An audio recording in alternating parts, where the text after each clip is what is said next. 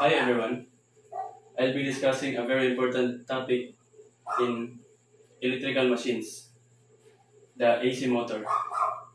In this short video, I will go over what it is and how it works, the different types, and also the application, and even solve a basic problem in this topic.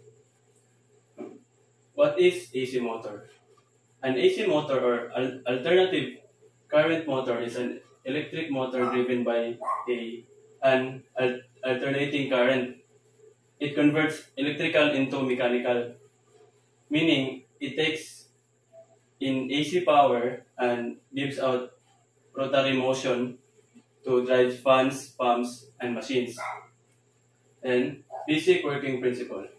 The working principle of an AC motor is based on electromagnetic induction, a concept introduced by Faraday. When AC current flows through the stator winding, it generates a rotating magnetic field. This rotating field induces a current into the rotor, which then starts to rotate due to the magnetic interaction between the stator and the rotor fields. Then these are the types of AC motors. There are two main types of AC motors. First one is synchronous motor. The rotor rotates at the same speed as the stator magnetic field. So silbi, kung sa sir ka na constant na speed lang sa then murag pang dagko sa na machines kaning sa synchronous. And kaning kaduha, induction motor. The rotor rotates slower than the magnetic field. This difference is called slip. Ano siya tawag na slip? Kanisa na induction motor kay commonly use po siya sa mga machines, pumps o fans. So mao ni ang common part sa AC motor sir. Yang end bell, wiring cover, na diha ang mga wirings, tapos ang motor frame, silbi ang housing, tapos ang stator, then the rotor mao nang mo rotate, then fan blades, bearing, silbi connect siya dali sa end bell. AC motor have two main parts. Number one, the stator. The stator is a stationary part windings that produce the rotating magnetic field. Then, ang kaduha, rotor. Rotating part, usually made of laminated iron core and conductive bars. Silbi,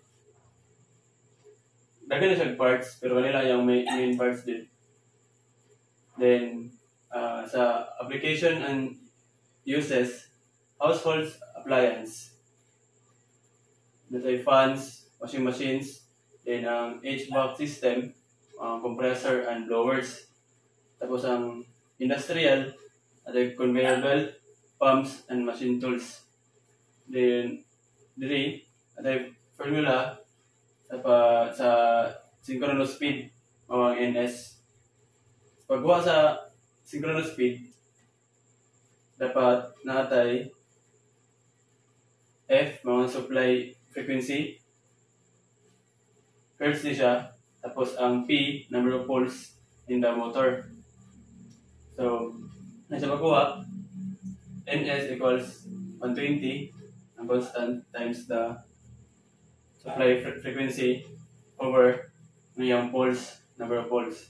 Tapos sa formula sa slip, o ang S, ay 3, NR, ang rotor speed, tapos ang NS, muna siya sa synchronous speed. Muna siya ang formula. S is equal to NS minus NR, muna siya ang synchronous speed minus rotor speed over the synchronous speed. Then if magkuha kag percentage para ng slip kay usually percentage pa na siya, ito siya i-times sa 100. Then thank you for watching.